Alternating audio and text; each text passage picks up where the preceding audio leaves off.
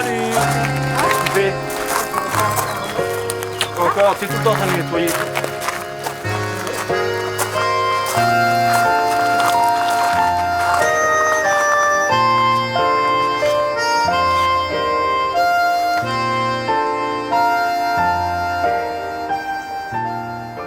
Là, c'est le terrain de mon oncle, donc Franck. Là, c'est le terrain de mon oncle Nicolas. Et là, c'est le terrain de mon oncle Mathilde. Et là, c'est le terrain de ma mamie. Et je vais vous faire voir ma caravane. Ça, c'est mes deux cousines. Et la petite aussi. Et l'hiver, je suis ici, chez ma mamie. Et l'été, je suis en voyage. Je voyage. Là, je vais vous faire voir ma caravane.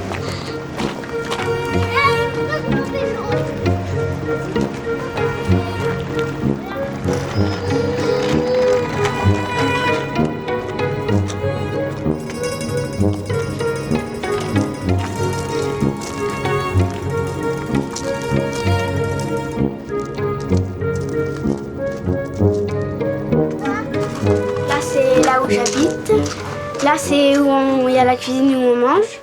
Là-bas, c'est où je dors. Et là, c'est la cuisine où ma mère a fait cuire à manger. Là, je dors ici. Mes frères là. Mes parents là-bas. Et là, c'est ma salle de bain. Une fois, ma copine, elle est venue chez moi. Je l'ai fait voir ma caravane, elle m'a dit « Oh, t'as de la chance d'habiter là. Moi, je préfère habiter dans une caravane que dans une maison ou dans un immeuble. En plus, tu voyages. » Elle me dit, alors voilà. J'aime pas trop quand on fait la route, mais quand j'arrive, j'aide mes parents à mettre le vent, la table, les chaises.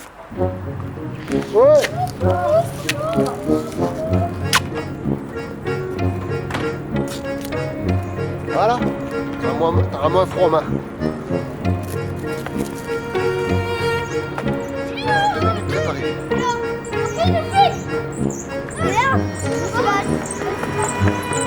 Cette vie, ça nous plaît parce qu'on a tout le temps vécu dedans. Vivre sur un emplacement fixe, ça serait différent parce que nous, on a tout le temps voyagé toute notre vie. Alors être sur un emplacement fixe, après ça t'énerve. C'est énervant. Tu restes tout le temps, après je sais pas, c'est énervant. Après quand t'as l'habitude de voyager, après tu ranges notre mère pour qu'on parte d'ici, après on veut partir, on veut s'en aller. Et puis comme on voyage beaucoup, on a beaucoup d'amis, on voyage beaucoup, on connaît tout ce qui se passe après.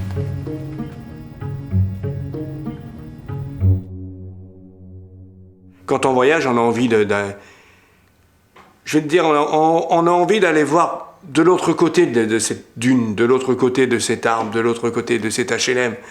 Voir toujours plus loin, voir. Des fois, on travaille sur le voyage. Ça nous est arrivé qu'on travaille des semaines. On travaille la semaine, on travaille très bien. Mais au bout d'une semaine, non, on peut plus. Tiens, on va aller voir là-bas, c'est peut-être mieux là-bas. Mais non, c'est pas mieux. Mais dans notre tête, on est mieux. Et quand on est sur place, bon, à cause de la raison de santé que j'ai, ça fait 4-5 ans que je peux plus voyager. Mais je rêve la nuit de prendre ma caravane et de m'en aller.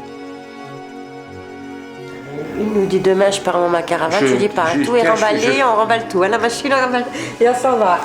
Ah oui, oui, non. C'était quand il nous disait allez, parce que nous c'était l'imprévu. Mais on savait pas les dates qu'on partait, parce que lui, on partira au mois de juillet. Et alors mettons qu'on est au mois de mai, hein. Il dit on partira au mois de juillet, on partait au mois de juin, hein. Et il disait mettons, allez demain préparez-vous, allez on s'en va. Hein. Alors je te dis pas avec les enfants, ils piétinaient les enfants. Ah on s'en va, alors là, vite ils prenaient tout, emballaient tout, nettoyaient tout. Et tu vois, tellement que mon fils a été traumatisé par le voyage, je pensais que quand on allait en voyage avec ma femme, je pensais que les gamins étaient quand même un peu seuls. Ils avaient 12, 13 ans, 14 ans. Je pensais que ma fille était tout seule ou qu'elle aimait pas bien le voyage par rapport à ce nouveau monde et tout. Ma fille, elle se marie, mon fils aussi. On fait un petit peu une fête. Mon fils, il me regarde et il dit...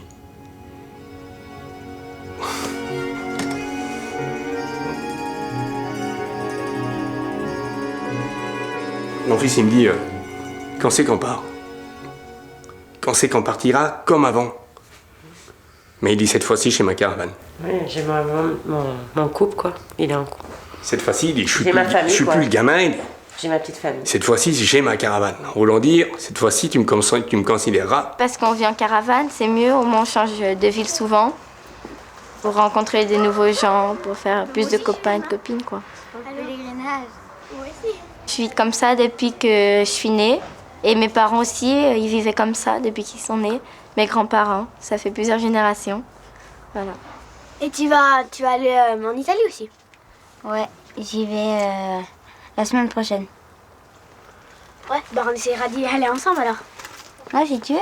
Bon, je vais changer mon petit. Vas-y. Je vais prendre un pyjama.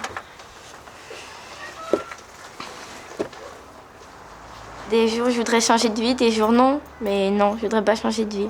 Pour rien.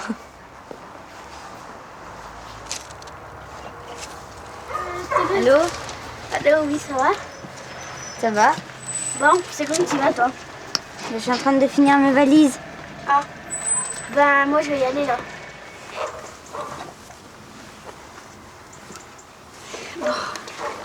Moi, quand je travaille chez moi, en fait, c'est quand on se lève le matin, débarrasser les bols du déjeuner, faire nettoyer chez moi, faire la poussière, aspirer, s'occuper d'eux, donner à manger à ma sœur. En fait, c'est le ménage, quoi. Voilà. Bah, tous les jours, c'est comme ça. Après, on a l'habitude. Quand on est à l'école, on peut pas le faire. Mais le soir, après, on fait. On met la table, on la débarrasse après. C'est le quotidien de notre vie. C'est comme on aide sa mère. Voilà. Voilà. Oui, j'ai rendez-vous au kiné demain. Demain à 10h. Ah, ben ça va. Et tu vas être malade. Ouais. Ouais, mais ça, c'est l'hiver, hein. Voilà.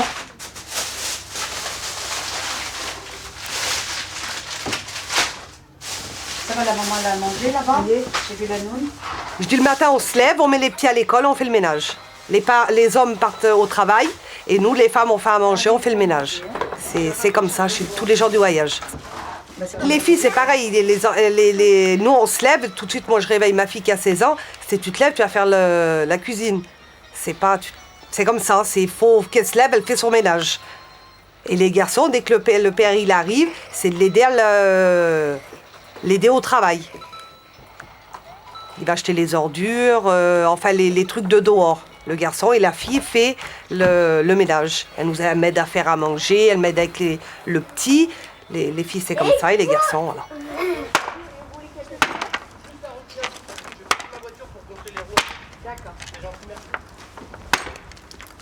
Patience, moi.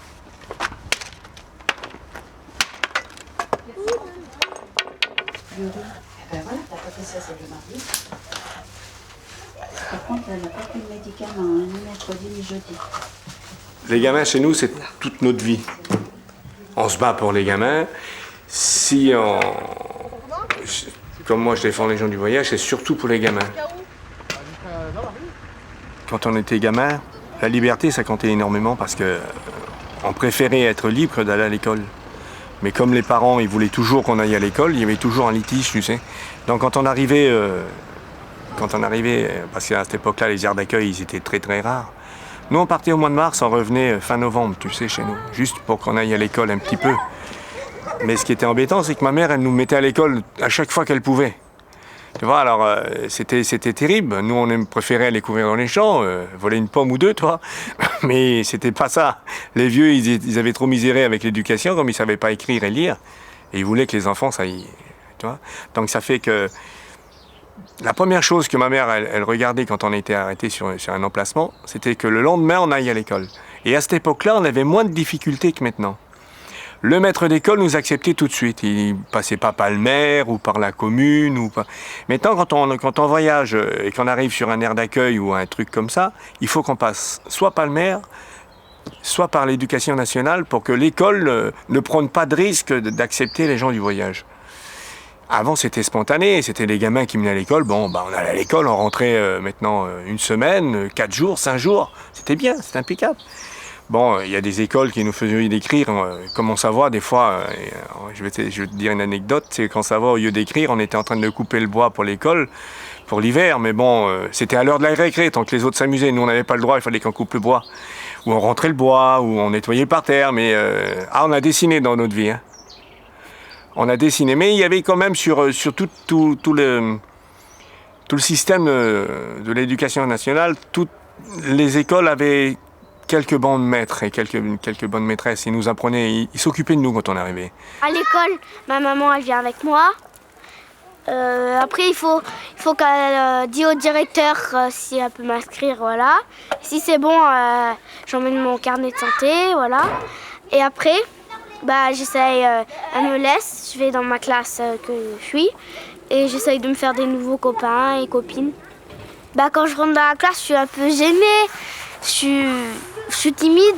Alors le maître il dit voilà, je vous présente Mendy, voilà. Il me met à une place et après j'essaye de me faire des copines et ils restent avec moi des fois pour les récréations. Ils me font visiter l'école.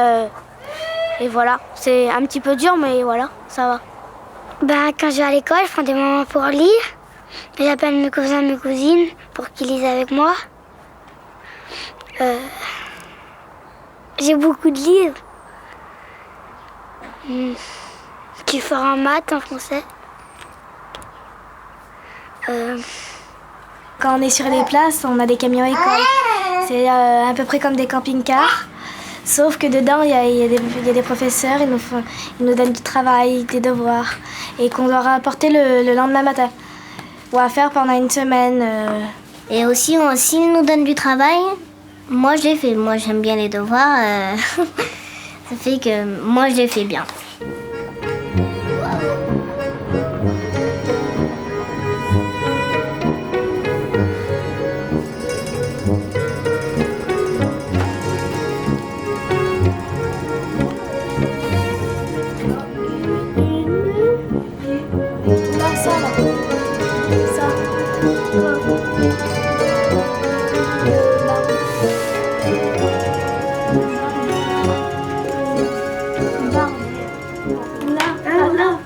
J'arrive pas à écrire dès qu'on me dit un mot. Et aussi il faut que je fasse 2 lettres par 2 lettres pour recopier. J'arrive pas trop. Et en ce moment, j'arrive mieux avec elle qui m'aide. Il habille. Pas à dire,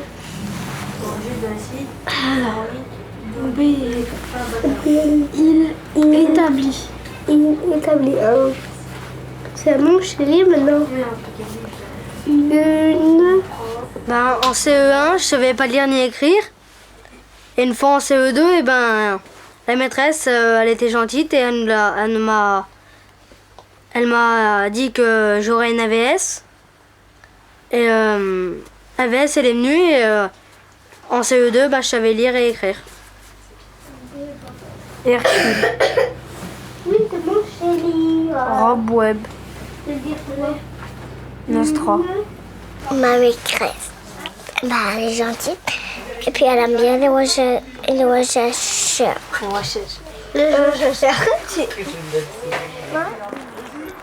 Des fois, ils me disent que vous vivez en maison. Ça veut dire, moi, je l'appelle des gadgets, comme ça. Mais aussi, des fois, je demande à mon père pour aller chez eux. Après, mon père, il veut, son père, il veut. Ils disent l'heure quand ils me ramènent. Après, moi, je vais vers eux. On voit bien qu'ils vivent en maison. Et des fois, ils ont des chiens. Des fois, il y avait ma copine qui avait 2 chiens. On sait que c'est des gadgets comme ça. Parce que comme ils vivent en maison, moi, j'appelle des gadgets.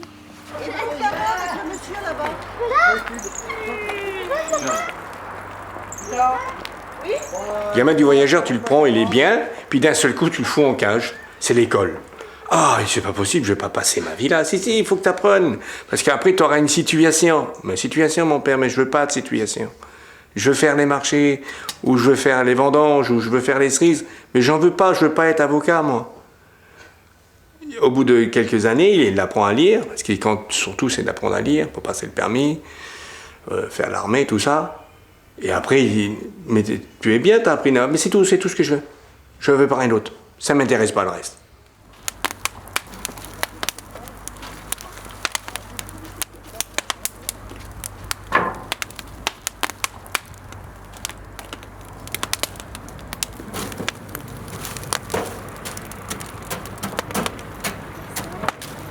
Bientôt l'école, hein?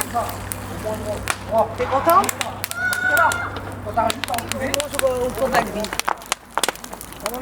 Des fois, je raconte ma vie aux enfants parce que j'ai pas non plus pauvre. Et voilà quoi. Et bah, j'avais une copine, elle est venue chez moi, elle a mangé chez moi. Mais ils croient au début que vous savez, je vis comme des gens pauvres, vous voyez, quand je pourrais dire, dans des vieilles caravanes. Au début, ils sont un peu racistes, ils disant ah, les gitans c'est des merdes, des trucs comme ça. Et voilà quoi. Et après ça va. Bah c'est comme si que j'étais comme eux quoi. Voilà, faut arrêter de juger, je veux dire, les gens sur ce qu'ils sont. On est comme toute autre personne, je veux dire, on paye nos impôts comme tout le monde, on paye notre eau, on paye notre courant. C'est vrai qu'il y en a beaucoup qui le sachent, des sédentaires qui croient qu'on paye rien du tout. Or, on paye tout comme vous, les impôts, on paye l'eau, le courant, on paye notre cantine, on paye nos chaussures. Je veux dire, on paye tout ce qu'il y a payé, on paye.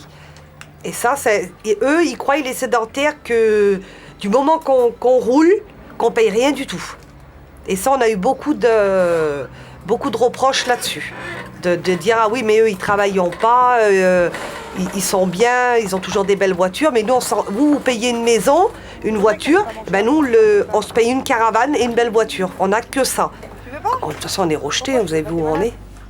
À chaque fois quand vous rentrez dans un pays, les terrains sont toujours à côté d'une déchetterie, à côté des gadous, à côté des centres d'épuration. Là, on est dans une zone, on ne dort pas des nuits complètes. Les enfants sont malades. Les enfants ne font que d'être malades. Ils ont le jour et nuit, hiver comme été, ils ont le nez qui coule. Nous, on est tous venus presque asthmatiques, tous dépressifs, ça c'est sûr, par les bruits. Les rejets de zone. Voilà. Rejets, ouais. Là, quand on nettoie le parterre, il faut voir le noir sur le parterre et sur les caravanes qu'on enlève. Donc tout ce qu'on prend, là c'est pour ça il faut absolument qu'ils nous font déménager parce que de toute façon on pète un câble, hein. On peut plus. Quand on va sur des places, c'est bien, mais on reste des fois pas longtemps parce qu'il y a la police et elle nous fait partir. Donc c'est énervant. Parce qu'après on trouve presque pas de place, alors on va dans des parkings. Moi j'ai ma fille, j'ai ma fille moi qui voyage partout. Aujourd'hui elle est à Paris, là, demain elle est là, et après-demain elle sera à Marseille, après elle sera à Perpignan, elle fait toute la France. Mais elle me dit, maman, elle dit, je te dis franchement, quand elle me dit ça, elle me dit, je sais pas comment ils faisaient avant, dans le temps. Pour arriver, ils arrivaient sur des bords de route, je dis bien sur des bords de route. C'est vrai, dans le temps, Franck, ils se mettaient sur le bord de route, ils cherchaient pas les places. Et dès qu'ils voyaient une petite route, un petit fauche, hop, ils se mettaient là, c'était bien, il n'y avait pas de contrôle, ils venaient pas dessus. Elle dit, maintenant, c'est impossible, elle dit. Elle me dit, et elle adore voyager, elle. Elle me dit, c'est spécial. Elle dit, on n'est pas arrivé. Elle dit, à l'heure actuelle, tu prends la caravane, tu te mets sur n'importe quel emplacement du village ou dans un terrain.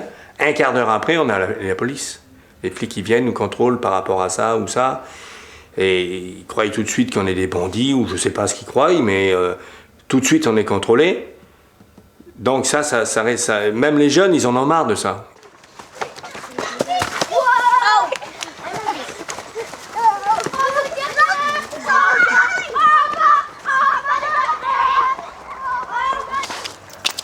Ah, c'est joué? Tu sors? Déjà. Oui. Tu rentres? Non. Mais non, parce que c'est pas faire.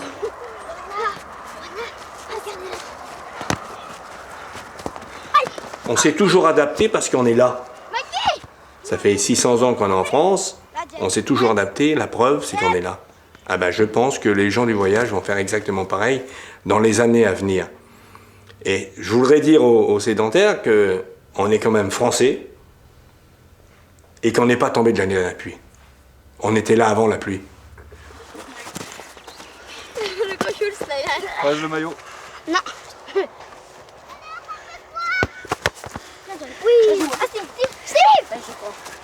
Une anecdote très simple, ils viennent au Sainte-Marie-de-la-Mer, ils nous prennent en photo, ils nous applaudissent. Et après, on est à côté des maisons, ils font venir la police pour nous faire partir. Voilà, on a l'impression d'être des singes au Sainte-Marie-de-la-Mer qui nous jettent des cacahuètes et qui nous prennent en photo. Et quand ils nous voient à côté de leur propriété, ils nous font vite tout de suite venir la police parce que c'est pas les... Si monsieur, c'est les mêmes gitans, vous m'avez pris en photo. Vous m'avez pris en photo au Sainte-Marie-de-la-Mer ou à Lourdes, le pèlerinage des gens du voyage. Non, non. Ah, Donc, ils nous aiment quand ça les accorde.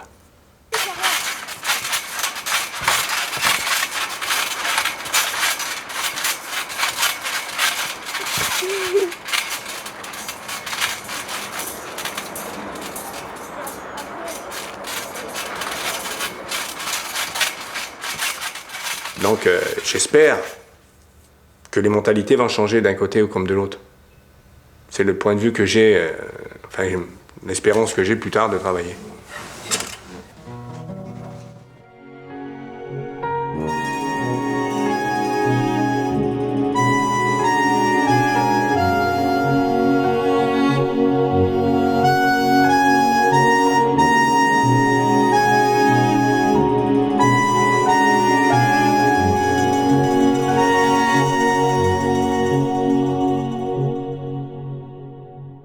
Plus tard, non, j'aimerais pas changer de vie. Parce que je préfère voyager. Voilà quoi. Il y a des gens comme. Ils sont pas comme moi et alors ils voyagent pas trop, à part des fois les étés. Mais autrement, voilà. Parce que moi je voyage beaucoup. Au mois d'août, j'ai été en Italie. Voilà quoi. Parce que je suis chrétienne, alors je vais dans les pays religieux. Plus tard, je serai comme mon père, ferrailleur. Des fois aussi, je pars avec lui, je l'aide. Aussi, je serai pas que ferrailleur, je serai aussi élagueur. C'est tout. Plus tard, on s'imagine encore être dans cette vie parce que on a tout le temps décidé de voyager. On suit nos parents pour voyager, alors nous on va voyager aussi, et puis nos enfants ils nous suivront, et puis ainsi de suite. Et puis voilà, moi je m'imagine pas encore être toute ma vie sur un emplacement fixe. Mais moi aussi, moi je rêverais de... Moi je serai pas obligée de suivre ma mère avec les campings et voyager, mais moi je pourrais faire du travail, comme faire du médecin, je sais pas moi, faire des boutiques. Moi je sais pas quoi faire, mais comme mon père il travaille et qui vend des trucs, moi je ferai pareil, mais je sais pas quoi faire encore. Quand je serai grande, je réfléchirai à quoi je vais faire comme boulot.